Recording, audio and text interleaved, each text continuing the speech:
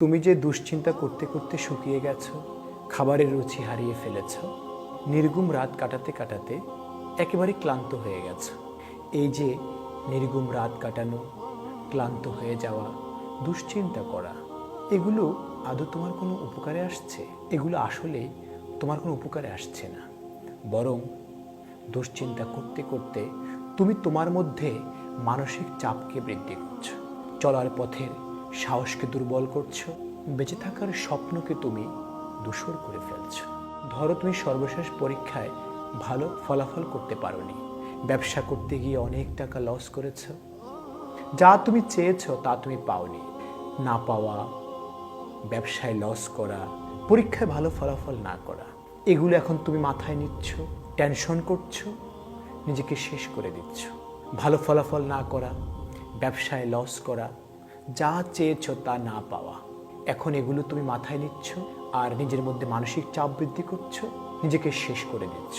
আসলে আমরা চাইলে আমাদের অতীতকে পরিবর্তন করতে পারি না। পৃথিবীর কোন মানুষের কাছেই জাদুর কাঠি নেই যার মাধ্যমে সে চাইলে অতীতকে পরিবর্তন করতে পারে। কিন্তু তুমি চাইলে বর্তমানকে পুঁজি করে ভবিষ্যৎকে আলোকিত করতে পারো। আমরা কেউই আমাদের অতীতকে পরিবর্তন করতে পারবো না। মনে রাখবে, যা হওয়ার তা তো হয়েই গেছে। সেগুলোকে মাথায় নিয়ে চিন্তা করে টেনশন বাড়িয়ে কেন তুমি তোমার বর্তমান সময়ের প্রোডাক্টিভিটিকে নষ্ট করবে, ভবিষ্যৎকে তুমি অনিশ্চিত করবে?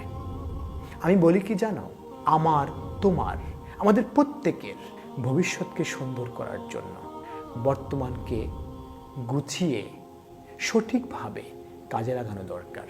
তাই তোমার কাছে, আমার কাছে, আমাদের প্রত্যেকের কাছে আজকে, বর্তমান, এই মুহূর্ত, এই শব্দগুলো অত্যন্ত গুরুত্বপূর্ণ। ভবিষ্যতের চিন্তা, অতীতের চিন্তা না করে তুমি বর্তমানকে কাজে লাগাও। যার বর্তমান যত গোছালো, তার ভবিষ্যৎ তত সুন্দর। আমি তোমাকে বলি কি জানো, তুমি আজকের জন্য বেঁচে থাকো। তুমি আজকের দিনটিকে সর্বোচ্চ কাজে লাগাও, সর্বোচ্চ ব্যবহার করো। তাহলে তোমার অতীত সুন্দর হবে, ভবিষ্যৎ আলোকিত হবে।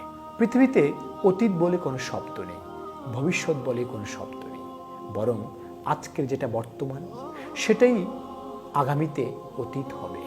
আজকে তোমার কাছে যেটা ভবিষ্যৎ, সেটাই কিছুদিন পর তোমার কাছে বর্তমান হয়ে ধরা দেবে।